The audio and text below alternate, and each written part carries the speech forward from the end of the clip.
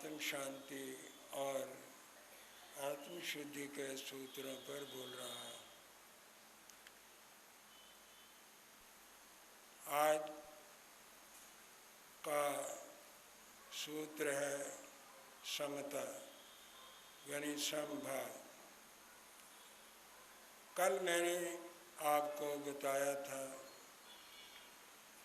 कि जो व्यक्ति सहनशील होता है वे अपने सारे दुखों पर और विपरीत परिस्थितियों पर धीरे धीरे विजय प्राप्त कर लेता है। सहनशीलता की भूमिका है धैर्य। धीरता और धैर्य से सहनशीलता का अंकुर फूटता है और सहनशीलता को समता का फल लगता है।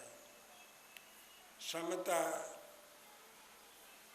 जैन धर्म में दूसरे शब्दों में सामायिक कही जाती। प्रायः व्यक्ति अपने लौकिक व्यावहारिक जीवन में राग द्वेष में रहता है। कहीं उसका राग का संबंध रहता है, कहीं वो द्वेष करता रहता है, इसलिए वो अशांत रहता है। भगवान महावीर ने ये एक महत्वपूर्ण सूत्र दिया कि इस राग द्वेष से निजात हासिल करने के लिए सामायिक की साधना करनी चाहिए। तो सामायिक का दूसरा नाम है समता योग। गीता में भगवान कृष्ण ने सामायिक को योग कहा। योगस्थ कुरु कर्माणि संगं त्यक्त्वा धनंजय सिद्ध्य सिद्धो समो भूत्वा समत्वं योग उच्यते। अर्जुन, तुम आसक्ति को छोड़ो, मोह को छोड़कर कर्म करो और निष्काम निस्वार्थ भाव से कर्म करो। तुम्हें सफलता मिलती है, असफलता मिलती है, सिद्धि होती है या नहीं होती,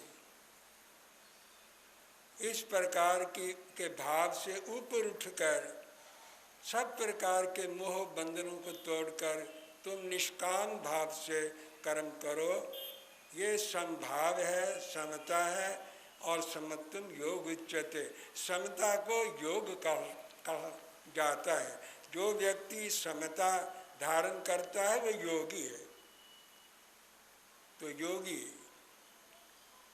के लिए अगर अन्य अनुष्ठान योग के हैं तो एक समता भी है, समभाव भी है। जीवन के हर क्षेत्र में समता की जरूरत पड़ती है, क्योंकि दुनिया के लोग या तो राग का संबंध बनाएंगे या द्वेष का बनाएंगे, और ये व्यक्ति की मानसिक दुर्बलता है कि वो राग में जल्दी आता है। एक व्यक्ति से राग होगा तो दूसरे से अलगाव होगा। द्वेष ना भी हो, घृणा ना भी हो, उपेक्षा तो रहती है, अलगाव हो जाता है। और जिससे आप अलगाव करेंगे, उपेक्षा जिसकी करेंगे, तो उसके मन के अंदर प्रेम आपके प्रति पैदा नहीं होगा।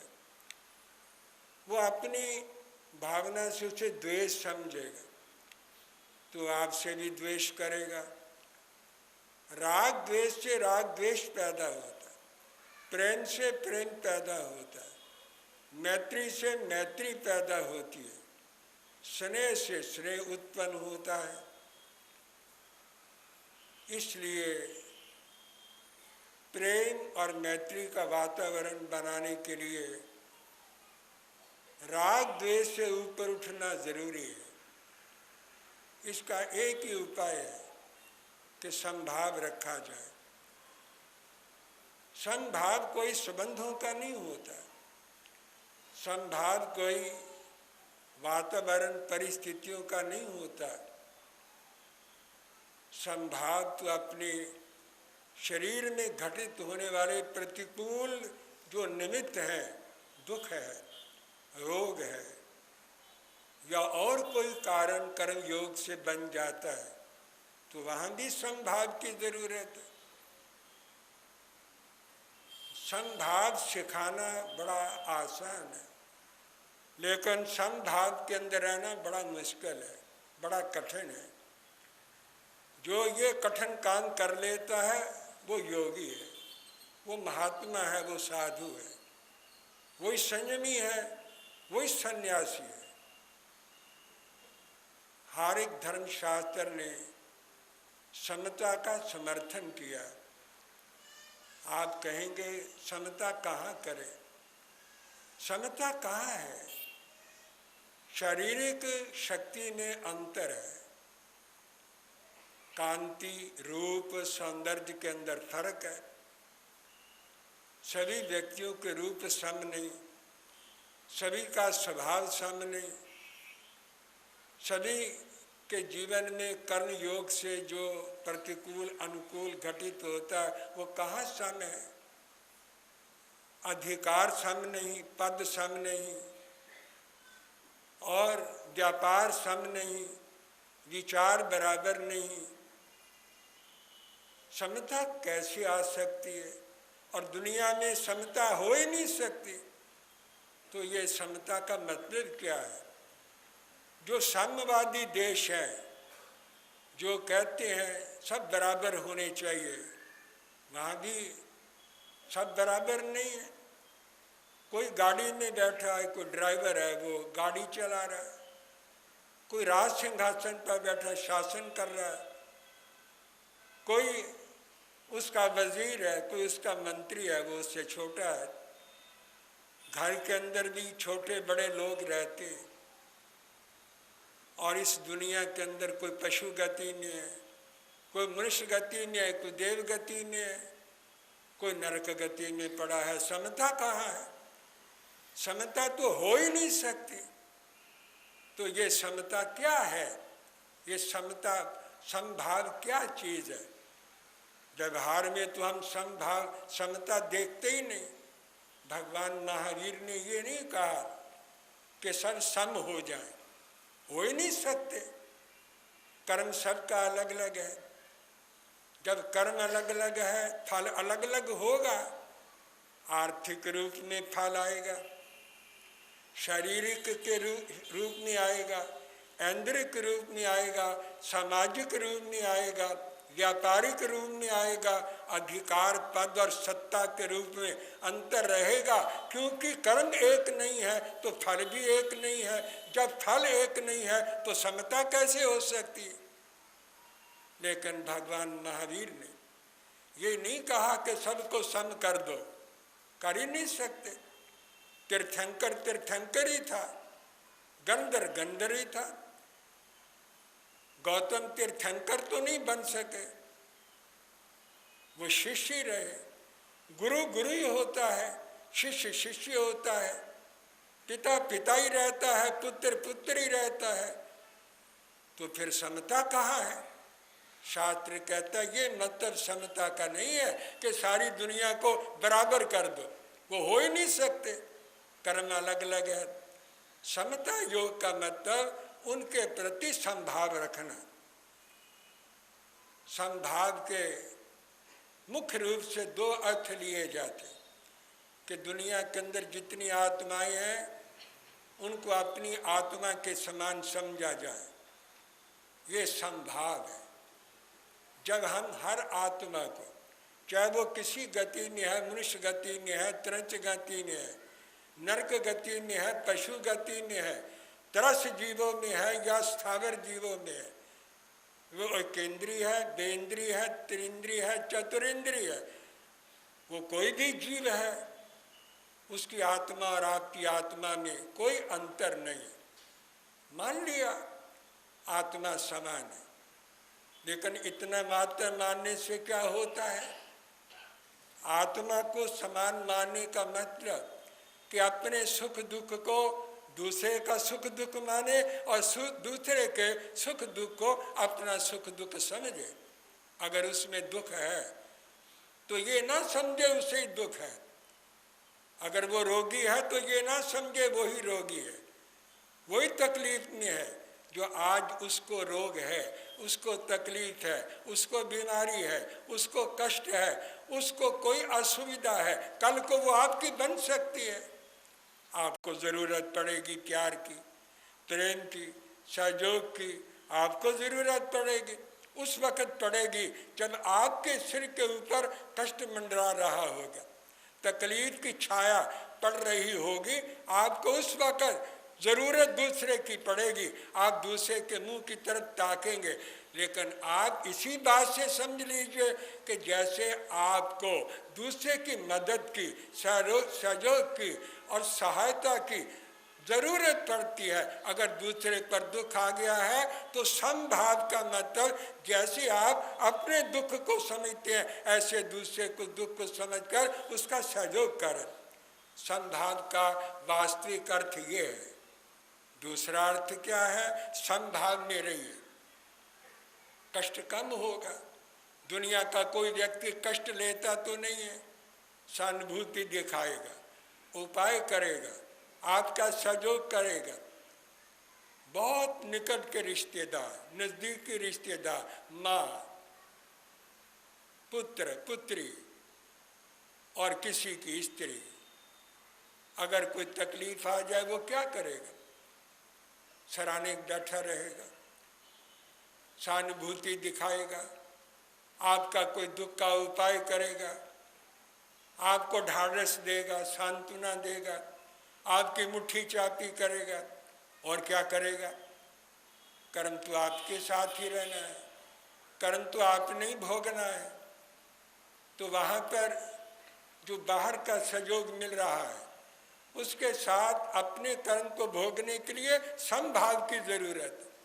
समभाव बड़ा साथी है, समभाव सबसे बड़ा मित्र है, समभाव सबसे बड़ा वो बंधु है।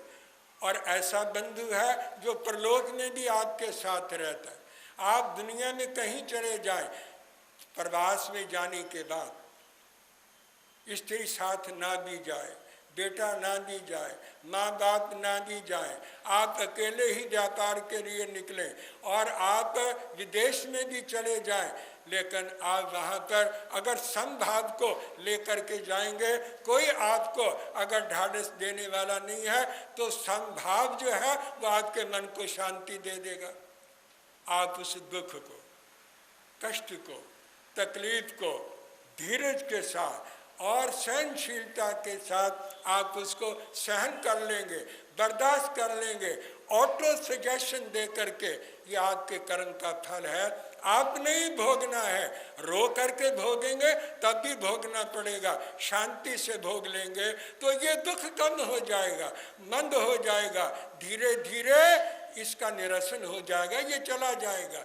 ये समभाव अपने मन को संबल देता है, ताकत देता है। तो दूसरों के लिए समभाव क्या है कि अपनी आत्मा के समान दूसरे को समझा जाए, उनके दुख को अपना दुख माना जाए। और जैसे दुख की वेला में हम चाहते हैं हमारा कोई दुख बटाने वाला होना चाहिए, तो दूसरे को भी ऐसे व्यक्ति की जरूरत है जो उसका दुख बटाए। ये समभाव का ये अर्थ है। और अपने दुख के अंदर धैर्य रखना। एक दो सूत्र बोलना चाहता। भगवान महावीर ने एक धर्म सूत्र दिया है, लाभा लाभे सुए दुखे जीविए मरणे तहा समो निंदा प्रशंसासु समो मानव मानो समोवा सब भुएसु तस्सेसु थावरेसु या तस् सामायिंग हुई। ये केवली भाष्यम, केवली भगवान ने ये बात कही है। लाभा लाभ, लाभ हो हानि हो, सुख हो दुख हो, जीवन हो मरण हो, मान हो अपमान हो, निंदा हो स्तुति हो, अनुकूल संयोग हो प्रतिकूल संयोग हो, क्या करना है? समभाव रखना, सामायिक में रहना। समता योग में रहना है। और समोआ सब भूएषु, जितने प्राणी हैं, त्रस हैं, स्थावर है, उनकी आत्मा को अपनी आत्मा के समान समझना है। समोआ सब भूएषु तसेषु थावरेषु या तस् सामायिक होई, ये केवली भाष्यम, केवली भगवान ने कहा है, उसकी सामायिक होती है जो समता योग में रहता है। गीता ने इसके संबंध में एक और श्लोक कहा, विद्या विनय संपन्न ब्रह्मणे गवि हस्तिनि शुनि चैक शवा के चैक पंडिता समदर्शिना। एक बाल व्यक्ति है, मूर्ख है, मूढ़ है, एक पंडित है, ज्ञानी है। ज्ञानी कौन होता है? विद्या विनय संपन्न ब्राह्मण, विद्या और विनय से संपन्न ब्राह्मण में, गवि हस्तिनी गो में, हाथी में, शुनि चेत शताके चेत कुत्ते में और चंडाल में, अर्थात उच्च व्यक्ति में और निम्न व्यक्ति में जो संभाव रखता है। पंडिता समदर्शिना, जो पंडित होते हैं इनको समान समझते। समान कैसे समझ सकते हैं? हाथी को कुत्ते को समान कैसे माना जा सकता है?